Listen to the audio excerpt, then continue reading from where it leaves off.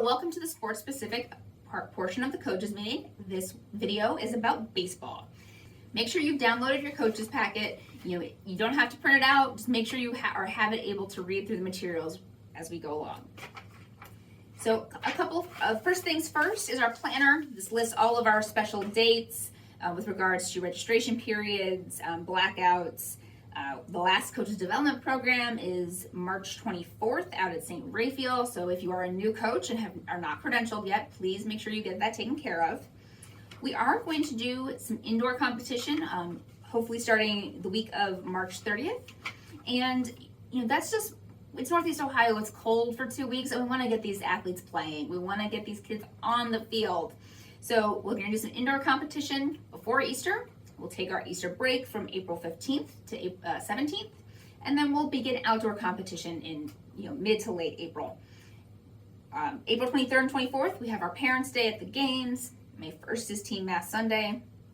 And we are bringing back sanctioned events this year. So the baseball sanctioned event period ends May 12th, and then we'll have the CYO championships for our 8th grade division. Some points of emphasis to cover on page 4.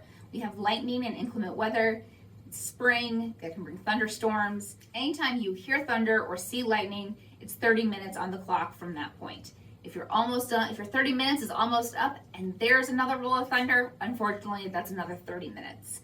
Umpires, or CYO administration, will assume authority for all competitions, and if we need to, and we have to suspend a contest or as a result of inclement weather, or it's started but it can't be resumed in a reasonable time, unless it is deemed necessary, we will not be rescheduling those. If you're providing your field to CYO, make sure you are checking to see if the field is playable and letting our commissioner, Linda DiCarlo, know no later than 2 p.m. so whether or not we'll be able to play a game that day. Equipment, uniforms, all pretty standard. We have our Rawlings R100 game ball. Any other National Federation approved balls may be used. They just have to meet those National Federation standards.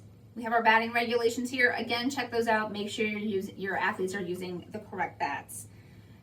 I mentioned coaches development program. You do not have access to the dugout unless you have your coaching credentials, so please make sure you are wearing that lanyard. It helps let everyone there know that you are a certified CYO coach. Some more CYO points of emphasis. Girls are eligible to play baseball as long as they meet the age and grade requirement outlined in our charter and bylaws. At participation, each player must play a minimum of 2 full defensive innings in the field unless the game is shortened. And any late arriving players just get added to the end of the lineup, and they still must play 1 defensive inning. We do have, a 7 innings or 2-hour time limit, and no new inning can start after that time. At the end of 7 innings, the game is tied. It will continue to the international tiebreaker rule. There's a maximum of two extra innings, and there's the time limit at that point is no longer in effect. As far as run differentials and limitations, if after the 5th inning or 4.5 it fits the home team, a team is ahead by 10 runs, the game will be called if all participation requirements are met. If the participation requirements have not been met, those players that have not played must be substituted into the next inning. And the game will end when the participation requirements have been met and there is a 10-run differential. Also, the innings will end if you score 8 runs in an inning. Continuous runs on plays will be counted. Unlimited scoring will be permitted by both teams in the last inning of the game. Pitching limits. 1 inning will be charged to a pitcher that pitches 1 pitch in any portion of an inning.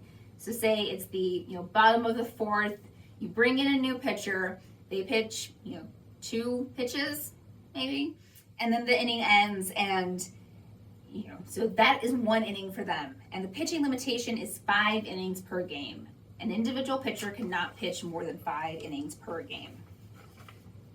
Just a reminder, with reporting your scores, the winning team is responsible for submitting the score within 24 hours to either Linda DiCarlo or myself, and we must know the following information: the date, the time, where the game was played, who played the game, so the home team coach and the home team name, and the visiting team name, as well as the final score. We need all of that information to make sure we are accurately entering your scores. Any questions on umpires, please see our Commissioner Linda DiCarlo. She is also our umpire assigner. Page 7 is our lineup card. Make sure you have this filled out before the game. You can either print it from the website or bring this or make copies of this page. You want to make sure you turn your lineup card no later than 30 minutes before the game. You give a lineup card copy to your opponent and to the umpire. If you want to come down to the office and pick some lineup cards up, just shoot me an email. I'll be glad to get them for you. And that covers everything today for our spring baseball coaches meeting. Thank you so much for watching. I can't wait to see you out there on the fields. Have a great season.